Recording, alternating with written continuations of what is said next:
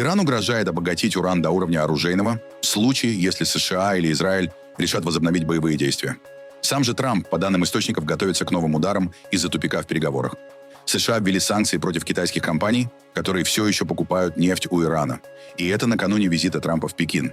Большая турбулентность в британской политике. За день в отставку подали 2 министра правительства Кира Стармера. Написать заявление однопартийцы требуют и от самого премьер-министра.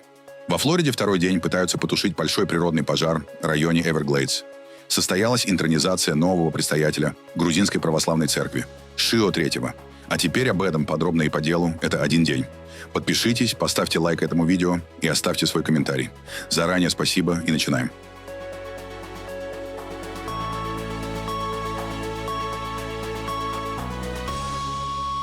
Тегеран заявил, что может повысить уровень обогащения урана до 90% в случае новых ударов со стороны США или Израиля. Об этом сообщает Аль-Джазира со ссылкой на представителя парламентской комиссии Ирана по нацбезопасности. Уровень в 90% считается близким к оружейному. В то же время в сети появилось видео военного самолета, который приземлился на авиабазе Нурхан возле Исламабада. Предположительно, речь может идти об одном из иранских бортов, о которых ранее сообщали наблюдатели. По их данным, самолеты летели с отключенными транспондерами. По сообщениям СМИ, Тегеран мог таким образом попытаться уберечь часть авиации от возможных ударов США. В администрации Дональда Трампа все серьезнее обсуждают возможность возобновления масштабных ударов по Ирану. Об этом сообщают CNN и другие американские СМИ со ссылкой на источники в Белом доме и Пентагоне. По данным журналистов, Трамп раздражен затягиванием переговоров и отказом Тегерана идти на ключевые уступки. Особенно Вашингтон беспокоит продолжающаяся блокада Ормузского пролива и отсутствие прогресса по иранской ядерной программе. Последний ответ Ирана на американские предложения Трамп назвал совершенно неприемлемым и глупым. После этого часть его советников начала говорить о необходимости более жесткого давления, включая новые военные удары, чтобы заставить Тегеран вернуться к переговорам на условиях США. При этом внутри американской администрации нет единства. Пентагон и часть силового блока выступают за усиление давления на Иран. Другая группа чиновников предлагает дать дипломатии еще один шанс. Серьезное раздражение Вашингтона вызывает и работа пакистанских посредников. По данным CNN, некоторые американские чиновники считают, что Исламабад передает Белому дому слишком мягкую версию позиции Ирана и недостаточно жестко доносит недовольство Трампа. Сам Трамп заявил, что перемирие с Ираном сейчас находится на системе жизнеобеспечения. Он также сказал, что внутри иранского руководства есть умеренные и безумцы, и именно радикалы мешают соглашению. Одним из главных камней преткновения остается вопрос обогащенного урана. По словам Трампа, Иран якобы согласился отказаться от запасов, но требует, чтобы их вывозом занимались США или Китай. При этом Тегеран, по версии Вашингтона, вообще избегает прямого обсуждения темы ядерного оружия. На фоне тупика вокруг переговоров остается закрытым Ормузский пролив, ключевой маршрут мировой торговли нефтью и газом. Саудовская Арамко предупреждает, даже если пролив откроют сейчас, нефтяному рынку потребуются месяцы для стабилизации. Из-за кризиса в регионе резко выросли цены на топливо. По оценкам американских аналитиков, рост стоимости бензина и дизеля уже обошелся потребителям США примерно в 37 миллиардов долларов. Кроме того, в районе Ормузского пролива остаются заблокированными тысячи моряков и десятки судов. В ООН ситуацию уже называют гуманитарным кризисом. Окончательное решение по Ирану Трамп, как ожидается, может принять после визита в Китай, где тема войны и переговоров с Тегераном станет одной из главных на встрече с Си Цзиньпином. Турция и Катар поддерживают усилия по открытию Ормузского пролива. Об этом во вторник, 12 мая, заявили министры иностранных дел. Также Хакан Фидан добавил, что пролив не должен использоваться как оружие в ходе войны с Ираном. Мы, конечно, поддерживаем все усилия по открытию пролива. То, что Ормузский пролив не используется как оружие, чрезвычайно важно для региональной безопасности, региональной стабильности и мировой экономики.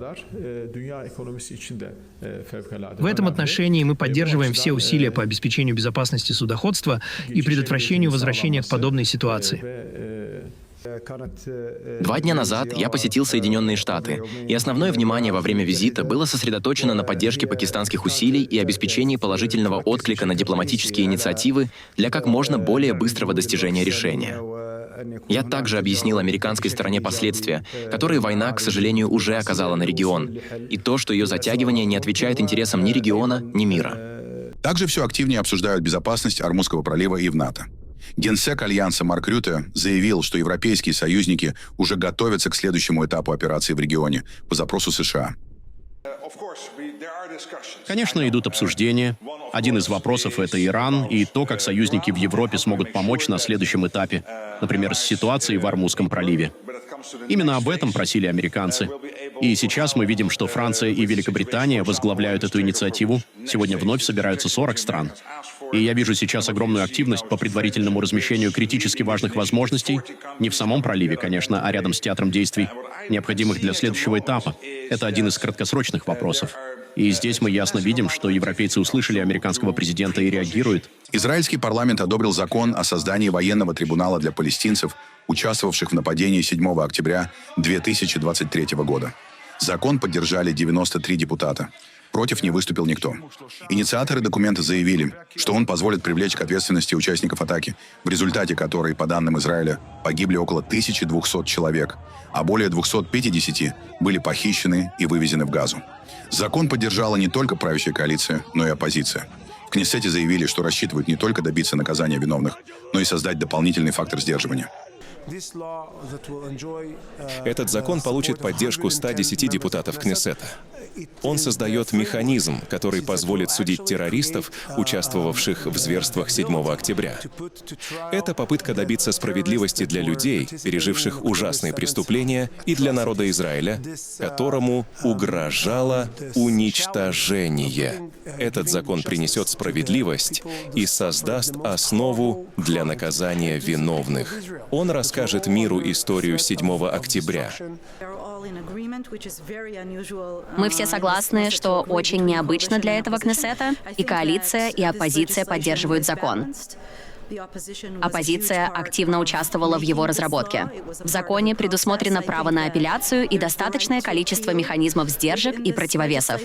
Поэтому мы будем голосовать за него. Конечно, мы надеемся, что это станет фактором сдерживания. Но прежде всего это принесет справедливость семьям жертв 7 октября и пленным. В Израиле существует практически полное согласие, что именно так и должно быть. США ввели новые санкции против компаний и лиц, связанных с поставками иранской нефти в Китай. Под ограничения попали структуры из Гонконга, ОАЭ и Омана, которые, по данным Вашингтона, помогали корпусу стражей исламской революции продавать и перевозить нефть через сеть подставных фирм. В Минфине США заявили, что Иран использует доходы от нефтяных поставок для финансирования оружейных программ и союзных группировок. Сегодня Управление по контролю за иностранными активами Министерства финансов вводит санкции против 12 физических и юридических лиц за их роль в содействии продаже и поставкам иранской нефти корпусом стражей исламской революции в Китайскую Народную Республику. КСИР использует подставные компании в юрисдикциях с мягким экономическим регулированием, чтобы скрыть свое участие в продаже нефти и направлять доходы иранскому режиму. Вместо поддержки испытывающего трудности иранского народа режим направляет эти средства на разработку вооружений, поддержку террористических прокси-группировок и финансирование сил безопасности, подавляющих свободы граждан. Пока иранские военные отчаянно пытаются перегруппироваться, экономическая ярость продолжит лишать режим финансирования его оружейных программ, террористических прокси и ядерных амбиций. Министерство финансов продолжит отрезать иранский режим от финансовых сетей, которые он использует для совершения террористических актов и дестабилизации мировой экономики. К слову, новые санкции объявлены за несколько дней до встречи Дональда Трампа с Си Цзиньпином, на которой, как ожидается, будет обсуждаться в том числе иранский вопрос. Министр финансов США Скотт Бессент встретился в Токио с главой Минфина Японии Сацуки Катаямой и отметил устойчивость японской экономики на фоне ситуации на Ближнем Востоке. Доброе утро. Доброе утро. Второй день. Как вы? Рад вас видеть. Хорошо. И еще раз спасибо за ужин. Да, все прошло отлично. И у нас была дискуссия. Сегодня утром я разговаривала с премьер-министром. Хорошо. Буквально до этого момента.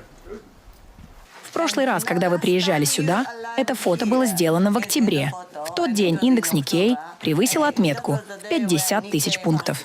И сегодня рынок снова растет. Да. Ну, индекс Dow Jones у нас тоже достиг 50 тысяч, так что мы в хорошей компании. Как мы обсуждали вчера, союз Японии и Соединенных Штатов сейчас, безусловно, лучший вариант. Я бы очень хотела, чтобы он сохранялся еще долгое время, и наши экономики чувствуют себя очень хорошо. Стороны также подтвердили тесную координацию по валютному рынку. По словам Катаямы, Япония и США продолжат совместно реагировать на резкие колебания курса иены. В Токио рассчитывают, что поддержка Вашингтона усилит эффект валютных интервенций для сдерживания ослабления японской валюты. Вчера у меня состоялся ужин и встреча с министром финансов США Бессентом, который находится с визитом в Японии. Разговор длился около 2 часов. Сегодня мы также снова встретились на 35 минут с 9:20 до 9:55 утра по местному времени, несмотря на небольшие изменения в графике. Во время встречи мы обсудили ситуацию на финансовых рынках, включая колебания валютных курсов, учитывая ситуацию на Ближнем Востоке. По последним движениям валютных курсов мы согласились, что Япония и США координируют свои действия крайне эффективно. Мы также подтвердили, что продолжим тесно сотрудничать по вопросам рыночной ситуации в соответствии с совместным заявлением министров финансов Японии и США, опубликованным в сентябре прошлого года. Со стороны США мы получили полное понимание по этому вопросу. Это была моя 5-я личная встреча с министром Бессентом, и за это время мы общались в самых разных форматах. Учитывая, что американские представители вскоре отправятся в Китай, я считаю особенно важным и значимым то, что во время визита в Японию нам удалось провести обстоятельную и глубокую дискуссию. Тайвань заявил о намерении укреплять сотрудничество с США накануне переговоров Дональда Трампа и Си Цзиньпина. В МИД острова подчеркнули, что администрация Трампа подтверждает поддержку Тайбэя, включая пакет вооружений на $11 миллиардов.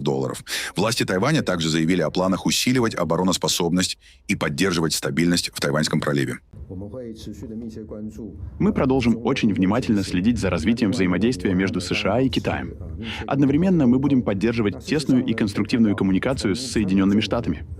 Как вы можете видеть, с момента прихода администрации Трампа к власти, она последовательно подтверждает поддержку Тайваня. Более того, предпринимаются конкретные шаги по реализации давней и неизменной политики США, включая ранее объявленный пакет продажи вооружений Тайваню на $11 миллиардов. Мы считаем, что только постоянное укрепление наших возможностей самообороны позволит защитить с трудом достигнутый мир и процветание. Со стороны Тайваня мы продолжим усиливать сотрудничество с Соединенными Штатами, создавать эффективные силы сдерживания и совместно поддерживать мир и стабильность в Тайваньском проливе. Кроме того, мы надеемся продемонстрировать миру твердую решимость Тайваня и нашу четкую позицию по защите страны и сохранению статус-кво. Дональд Трамп отправится в Китай не только с чиновниками и дипломатами, но и с одной из крупнейших американских бизнес-делегаций за последние годы.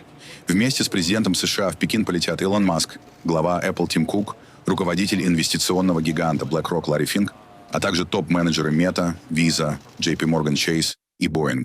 Фактически речь идет о представителях ключевых отраслей американской экономики – технологий, финансов, банковского сектора, авиастроения и промышленности. Многие из этих компаний тесно связаны с китайским рынком. Apple производит значительную часть своей продукции именно в Китае. Tesla Маска имеет крупный завод в Шанхае, а Boeing заинтересован в новых контрактах с китайскими авиакомпаниями. По данным американских СМИ, Белый дом рассчитывает использовать визит не только для политических переговоров с Си Цзиньпином, но и для восстановления экономического диалога между странами после нескольких лет торговых ограничений, санкций и взаимных обвинений. Для Трампа эта поездка еще и попытка показать американскому бизнесу, что даже на фоне жесткого соперничества с Пекином Вашингтон не намерен полностью разрывать экономические связи с Китаем. Одновременно США пытаются добиться более выгодных условий для своих компаний и снизить напряжение между двумя крупнейшими экономиками мира. Весь мир в ожидании встречи Дональда Трампа и Си Цзиньпина, которая состоится уже на этой неделе в Пекине. Одной из главных тем переговоров станет ситуация вокруг Ирана и риски для мирового нефтяного рынка. Эта встреча между Трампом и Си Цзиньпином сейчас чрезвычайно важна не только из-за двусторонних отношений между США и Китаем, но и из-за войны в Иране. И Китай, и Соединенные Штаты играют огромную роль в этом конфликте. Отношения Ирана и Китая – одни из самых важных для иранской экономики. А Китай – один из ключевых игроков мировой экономики. Глобальная рецессия, которая может возникнуть из-за длительного закрытия Ормузского пролива, серьезно ударит и по Китаю, и по США. США и Китай пытаются не допустить, чтобы новый кризис на Ближнем Востоке окончательно разрушил и без того напряженные отношения между странами. В Вашингтоне рассчитывают хотя бы сохранить прямой диалог с Пекином по самым чувствительным вопросам безопасности. Очевидно, что война в Иране станет одной из главных тем переговоров, потому что это серьезный удар по мировой экономике. И Китай может сыграть важную роль, потенциально влияя на Иран так, как США не могут, поскольку у нас нет такого экономического рычага давления из-за санкций против Ирана. Экспорт иранской нефти в Китай, безусловно, важен, но нефть — это товар, который уходит тому, кто готов платить больше. Если Китай будет готов покупать нефть у других поставщиков по более высокой цене, он сможет смягчить последствия кризиса. Кроме того, Китай создал огромные запасы нефти и поэтому защищен от подобных потрясений лучше многих других стран. Вопрос Тайваня чрезвычайно важен для обеих сторон. Для Китая Тайвань — часть Китая. Для США — это близкий партнер. Место, где производится от 90 до 95% самых передовых полупроводников. Демократия и ключевой элемент первой островной цепи. Поэтому для обеих сторон это огромный экономический и стратегический вопрос. Но я не думаю, что он станет центральной темой переговоров. Скорее всего, американская сторона не захочет выносить это на первый план. Китай, вероятно, продолжит постепенно менять статус-кво, так же, как это происходило в Южно-Китайском море, пытаясь повлиять на риторику США и решения по поставкам оружия. Для Трампа и Си это будет первая личная встреча более чем за полгода. Эксперты говорят, сейчас от этих переговоров зависит не только политика, но и стабильность мировой экономики. Лучшим результатом станет сам факт диалога, хорошие переговоры, решения о закупках с обеих сторон и договоренности продолжать общение. Без крупных уступок по принципиальным вопросам. Во время прошлой администрации COVID серьезно ударил по этим отношениям. Между сторонами просто было недостаточно контактов. Если удастся вернуться к нормальному ритму общения и обсуждению важных экономических вопросов, это уже будет большой победой. Великобритания оказалась на грани нового политического кризиса. Премьер-министр Кир Стармер пытается удержаться у власти после крупнейшего внутрипартийного бунта со времени прихода лейбористов к власти в 2024 году. Ситуация резко обострилась после провальных местных выборов, на которых лейбористская партия потеряла более 1400 мест в муниципальных советах Англии, а также контроль над парламентом Уэльса, регионом, который десятилетиями считался оплотом лейбористов. Утром 12 мая в отставку ушла министр по делам регионов, религии и общин Миата Фанбулля. Хотя прогресс и был достигнут, мы не действовали с тем видением, темпом и амбициями, которые требует от нас наш мандат на перемены. Мы также не управляли страной как лейбористская партия, четко определяющая свои ценности и твердо стоящая на своих убеждениях. Такие ошибки, как выплаты на зимнее топливо и сокращение поддержки, предоставляемой инвалидам, заставили слишком многих моих избирателей усомниться в нашей миссии.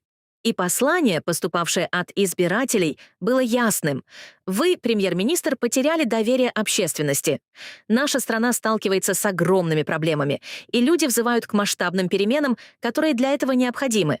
Общественность не верит, что вы сможете возглавить эти перемены, и я тоже. Поэтому я призываю вас поступить правильно по отношению к стране и партии и установить график упорядоченного перехода, чтобы новая команда смогла осуществить перемены, которые мы обещали стране. А уже после обеда в отставку подала второй министр по вопросам защиты и безопасности Джесс Филлипс. По данным британских СМИ, почти 80 депутатов-лейбористов уже требуют от Стармера назначить дату ухода, чтобы запустить борьбу за лидерство в партии. Сегодня премьер-министр признал то разочарование, которое прозвучало на прошлой неделе. Но нас будут судить по действиям, а не только по словам. Я горжусь нашими лейбористскими ценностями, но этого недостаточно, если у нас нет плана, как воплотить их в жизнь. Нет смысла признавать ошибки, если их не исправлять. По информации The Times и BBC, несколько ключевых министров кабинета, включая главу МВД Шабану Махмуд и министра иностранных дел Ивет Купер, также советуют премьеру готовить уход. Кризис разворачивается буквально накануне открытия новой парламентской сессии, когда король Чарльз III должен зачитать программу правительства. Но британские политические обозреватели отмечают, Стармер уже не уверен, сохранит ли пост даже к моменту этой церемонии. Падение популярности премьера продолжается уже несколько месяцев. Его критикуют справа за неспособность остановить нелегальную миграцию, слева за сокращение социальных расходов, отмену зимних субсидий и урезание помощи людям с инвалидностью. Оппозиция и часть лейбористов обвиняют Стармера в провале кадровой политики и потере контроля над правительством. Несмотря на давление, Стармер пока отказывается уходить. Накануне он заявил, что не собирается сдаваться. Пообещал доказать критикам свою правоту и объявил о новых инициативах. Но внутри партии уже обсуждаются возможные преемники. Среди наиболее вероятных фигур британские СМИ называют заместителя премьера Дэвида Лэмми, мэра Манчестера Энди Бернема и министра финансов Рэйчел Ривз. Если Стармер все же уйдет, Великобритания получит уже 7-го премьер-министра менее чем за 10 лет. Загадочная история российского сухогруза «Урса Майор» получила новое продолжение. По данным расследования CNN, судно, затонувшее в Средиземном море у берегов Испании в декабре 2024 года, вероятно, перевозило компоненты 2 ядерных реакторов для подводных лодок, предположительно для КНДР. Корабль затонул после серии взрывов примерно в 100 километрах от испанского побережья. И почти 1,5 года спустя обстоятельства этой истории остаются засекреченными и вызывают все больше вопросов.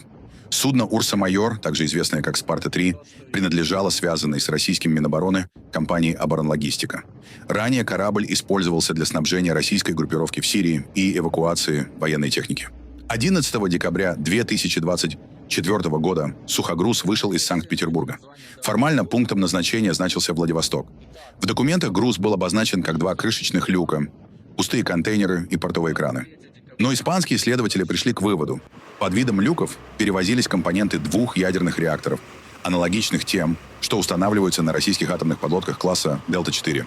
По данным CNN, капитан судна позже признал испанским следователям, что груз действительно имел отношение к ядерным технологиям. Он также предположил, что корабль могли перенаправить в северокорейский порт Расон. Это произошло вскоре после того, как Пхеньян направил тысячи военных в помощь России в войне против Украины. Западные аналитики считают, что Москва могла начать расплачиваться с КНДР передачей чувствительных военных технологий. 22 декабря корабль проходил у берегов Португалии под сопровождением российских военных кораблей. Затем уже в испанских водах судно внезапно резко снизило скорость. Спустя сутки экипаж передал сигнал бедствия. На борту произошли 3 взрыва в районе машинного отделения. 2 члена экипажа погибли. Остальные эвакуировались на спасательную шлюпку.